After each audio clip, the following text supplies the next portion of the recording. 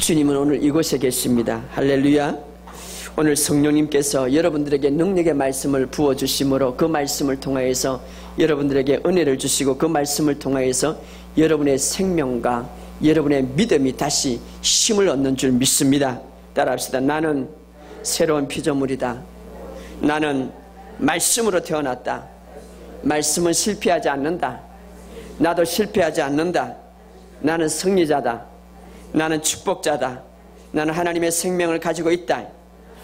할렐루야. 하나님이 나를 어떻게 만드셨는가? 하나님은 나를 만드셨고 나를 창조하셨는데 하나님은 나를 어떻게 만드셨는가? 이것을 의식하고 살아가고 고백하는 것이 우리가 중요합니다.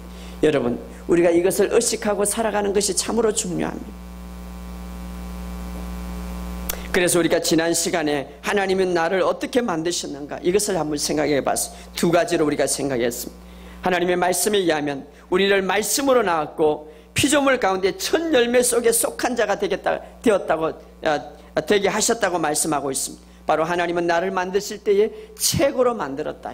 그래서 우리는 이렇게 고백할 수가 있습니다. 따라합시다. 나는 하나님의 최고의 작품이다. 누가 나를 뭐라고 해도 하나님은, 우리가 가장 중요한 것은 하나님이 나를 보시는 것으로 내가 보고 하나님이 말하시는 것으로 내가 말할 때에 하나님이 그것을 기뻐하시는 거예요. 누가 나를 어떻게 볼지라도. 따라합시다. 나는 하나님의 최고의 작품이다. 그러므로 여러분, 나는 하나님의 최고의 작품으로서 좀 생각이 달라지고 최고의 작품답게 말하시기 바랍니다. 시시한 것에 마음을 두지 마시고, 시시한 것에 넘어가지 마시고, 시시한 것에 시험 들지 마시고, 시시한 것에 여러분 집중하지 마시기 바랍니다. 예, 여러분은 하나님의 최고의 작품이기 때문에. 할렐루야. 저는 그러기로 마음을 작정했습니다. 그러기로 여러분 마음을 믿으시기 바랍니다. 그러기로 마음을 여러분 정하시기 바랍니다. 여러분, 하나님께서 여러분을 만들 때에 실패하도록 만들지 않았습니다. 패배하도록 만들지 않았습니다. 아름다운 영광과 아름다운 삶을 위해서 만들었습니다. 할렐루야. 그러므로 나는 하나님의 특별한 보아로서 지금도 하나님이 나를 지원하고 있다. 얼마나 아름답습니까? 따라합시다. 하나님이 나를 지원하고 있다. 하나님이 나를 지원합니다. 이것만 생각해도 내 삶에 힘이 생기지 않습니까? 여러분, 하나님이 나를 어떤 자로 만들었는가? 이것을 생각하고 사는 것이 바로 우리 인생을 승리하게 만드는 거예요. 하나님이 나를 지원하고 있다. 여러분, 이 세상의 권력자도, 이 세상에 물질 있는 자가 나를 지원하면 내가 큰 힘이 얻는데, 그런데 하나님이 나를 지원하고 있다. 이것을 의식하고 살아가시기 바랍니다. 할렐루야. 또 지난 시간에 나를 어떻게 만들었는가? 나는 거룩한 자로 만들었다. 우리의 삶이 아무리 도덕적으로, 우리의 삶이 아무리 착하게 산다 할지라도 우리가 거룩할 수가 없는데, 나를 만들 때 이미 거룩하게 만들었다는 거예요. 그러므로 내가 거룩하게 되기 위해서 열심히 사는 것이 아니라 이 거룩을 지키기 위해서 열심히 살아가는 거예요. 할렐루야. 내가 거룩을 지키기 위해서 거룩과 반대되는 것이 오면 즉각적으로 마음을 먹으세요. 나는 이 거룩을 더럽히지 않는다. 나에게 미움이 오고 나에게 좋지 않는 것이 오고 나에게 의와 반대되는 것, 거룩과 반대되는 것이 나에게 올지라도, 사탄이 불어넣는다 할지라도, 생각으로 올지라도 이것을 즉각 비워버리시기 바랍니다. 왜? 내가 거룩을 더럽히지 않기 위해서. 여러분, 거룩을 더럽힐 때에 하나님을 더럽히는 거예요. 할렐루야. 그러므로 하나님의 임재가 있는 곳에는 바로 거룩한 곳이, 하나님의 임재가 있는 그 산에 거룩한 산이라고 말하고 있습니다. 바로 여러분은 거룩한 자입니다. 거룩한 성전이 되었다고 말하고 있습니다. 거룩한 집이 되었다는, 나는 거룩한 집. 그러므로 여러분 안에 하나님의 생명이 있고 성결한 거룩한 영이 있는데 이미 여러분은 거룩한 자가 되었다. 그러므로 오늘 이런 사건을 알고 이런 지식을 알고 하나님이 나를 어떤 자로 만들었는가, 이것을 의식하고 살아가기를 주의 이름으로 축복합니다. 성숙한 그리스도인들은 자기만을 생각하지 않습니다. 그래서 여러분 딱 생각해 보면 이 성숙한 그리스도인은요, 항상 우리가 이제 신앙인답게, 이 초신자는요 자기밖에 몰라. 하나님 이것도 주고 저것도 주고 이것도 주고 막 이런 것만 기도하는 거예요. 이제는 어느 정도 성직하면은요, 여러분 이제 행이 되고 동생이 생기면은 이 행이요, 행답게 동생을 챙길 줄 알아요. 챙길 줄 알아요. 저희 주한이가 이제 좀 크니까 동생이 있지 않습니까? 엄마 아빠가 어디 가면 밥도 챙겨주고 챙기더라고. 마찬가지로 우리가 성숙한 그리스도인은 이제는 자기만을 생각하지 않고 주님을 생각하는 거예요. 주님을 생각하고, 어떻게 하면 주님의 생각을 나도 가질 수 있을까? 어떻게 하면 주님의 관심을 기울일까? 어떻게 하면 하나님의 나라를 내가 확장할까? 이것을 생각하는 거예요. 또 우리가 지난 오후에 나의 믿음의 동생들에게, 우리에게 믿음의 동생들에게 어떻게 하면 내가 믿음을 부여해 줄까? 이렇게 생각하는 거예요. 자, 오늘 그런 의미에서 오늘 본문의 말씀을 통하여서 우리가 이제 어떻게 하면 하나님의 나라를 좀 생각하고 하나님의 나라를 건설해 갈까? 이것을 한번 생각해 보기를 원합니다. 자, 오늘 본문의 말씀 사도행전 20장 24절, 너무나 아름다운 고백입니다. 너무나 위대한 고백입니다. 오늘 이 고백이 바로 우리의 고백이 되기를 주의 이름으로 축복합니다.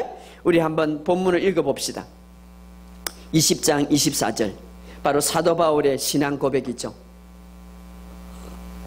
나는 이런 하나님을 믿는다, 난 이렇게 하나님을 믿습니다 하는 고백 한번 읽어봅시다. 시작. 내가 달려갈 길과 주 예수께 받은 사명 곧 하나님의 은혜의 복음을 정언하는 일을 마치려 하면은 나의 생명조차 조금도 귀한 것으로 여기지 아니하노라. 자, 오늘 바울이 아주 중요한 고백을 하는데, 인간에게는 하나님이 주신 사명이 있는, 바울도 자기에게 주신 이 사명이 있는데 내가 이 사명을 위하여서 목숨을 바친다, 이 말이에요. 정말 하나님 보시기에 얼마나 위대한 고백인지 몰라요. 여러분, 누가 어떤 일을 주는데 그 일에 내 목숨을 바치면서 다 한다면은 그 일을 준 사람은 너무나 그 사람이 고맙게 생각하고 정말 은혜를 더 베풀 거예요. 하나님께서 주신 사명이 있는데 그 사명에 내 생명을 바친다, 내 생명을 조금도 아끼지 아니한다. 얼마나 위대하고 멋진 고백입니까? 하나님을 감동케 하는 고백. 여러분, 오늘 이 고백이 설교를 통해서 여러분의 고백이 되기를 주의 이름으로 축복합니다. 여러분, 우리 인생 가운데 중요한 질문 하나가 있다면, 나는 태어날 때에 어떤 목적을 가지고 태어났는가? 여러분, 이것을 여러분들이 자주 질문을 해봐야 돼. 어떤 사람은 그냥 태어나서 먹다가 자라다가 일하다가 그냥 가는 거예요. 인생은 그렇게 살지, 그렇게 하나님이 만들지 않았습니다. 우리에게 중요한 질문이 있다면 나는 어떤 사명을 가지고 태어났는가 하는 것입니다. 어떤 사명? 금요일날 제가 설교할 때에 참된 지식과 거짓된 지식이 있다고 그랬습니다. 참된 지식과 거짓된 지식. 우리가 이 땅에 살아가면서 인간 스스로가 자기가 발견하는 사명이 있고 하나님이 주신 사명이 있는데, 진짜 사명은 우리를 만드신 하나님이 주신 사명이. 자, 내 인생이 하나님으로부터 만들어질 때에 어떤 사명이 있는가 하는 것입니다. 어떤 목적이 있는가 하는 것입니다. 그리스도 안에서 나를 하나님께서 만드실 때에 특별한 작품으로 만들었는데, 그 작품을 만들 때에 분명한 목적이 있다. 여러분, 이 컵을 만들 때도 어떤 사람이 분명한 목적이 있는 거예요. 분명한 목적. 하물며 하나님의 형상대로 하나님처럼 하나님과 교제하게 기능하도록 만든 이 하나님의 특별한 작품이 그냥 만들어진 게 아니에요. 하나님의 특별한 목적이 있단 말이에요. 이것은 굉장히 중요한 문제고, 이것은 우리의 인생에 있어서 근본적인 질문입니다. 굉장히 중요한 질문. 이 질문의 해답은 그리스도 안에서 반드시 새롭게 태어나야 알 수가 있고, 하나님을 떠나서는 결코 알 수가 없는 거예요. 왜냐하면 하나님이 인간을 만들었기 때문에. 그런 의미에서 보면 하나님을 만나지 못하고 일평생 살아가는 모든 사람들을 보면 자기의 목적과 사명을 모르고 살아가는 것. 이것은 진짜 비극이에요.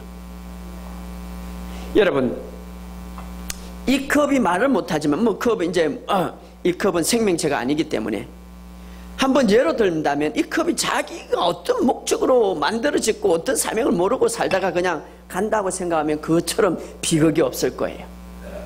자, 바로 믿지 않는 사람들, 하나님을 만나지 못한 사람들은 자신의 목적과 사명을 모르고 살아가는 거예요.